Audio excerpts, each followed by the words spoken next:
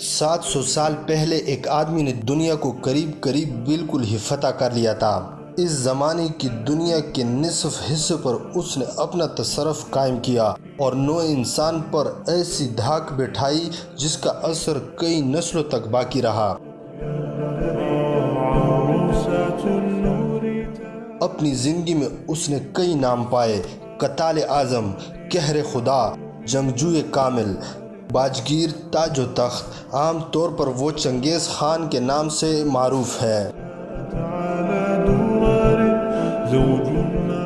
تاریخ کا ایک انگریز مصنف اس کے بارے میں لکھتا ہے: جب وہ اپنے لشکر کے ساتھ کوچ کرتا تو اس کا سفر میلوں نہیں بلکہ اس سے کئی گنا بڑھ کر ہوتا۔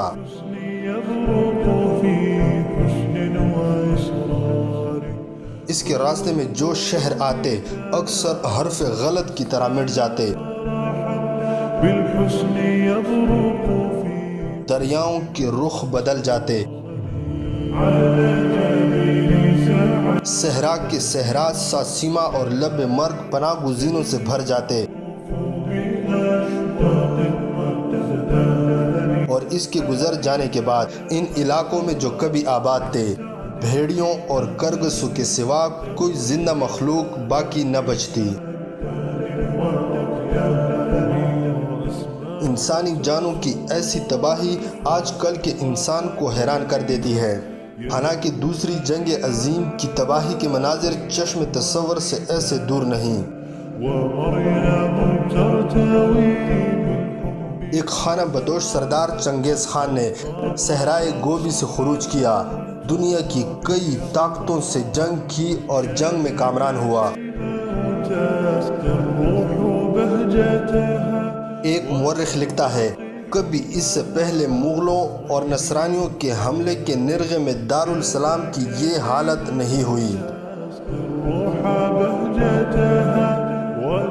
جرمنی کے شہنشاہ فریڈرک ثانی نے، جو ٹھنڈے دل سے غور کرنے کا عادی تھا، انگلستان کے شاہ ہنری ثالث کو لکھ بھیجا: یہ تاتاری عذاب الہی سے کم نہیں جو نصرانی دنیا پر عیسائیوں کے گناہوں کی پاداش میں نازل ہوئے ہیں، اور یہ تاتاری دراصل اسرائیل کے 10 گمگشتہ قبائل کی نسل سے ہیں جن کو سامری کے سنہرے بچھڑے کو پوجنے اور بت پرستی کی سزا دینے کے لیے ایشیا کے ویران صحراؤں میں بند کر دیا گیا تھا۔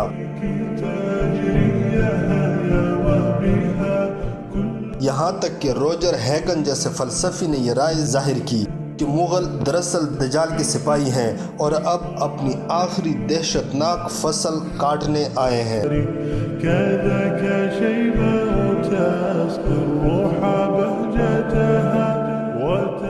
اور چنگیز خان کیسے مسلمانوں پر قہر بن کر ٹوٹا؟ کیا وہ مسلمانوں پر اللہ کی طرف سے ایک عذاب تھا؟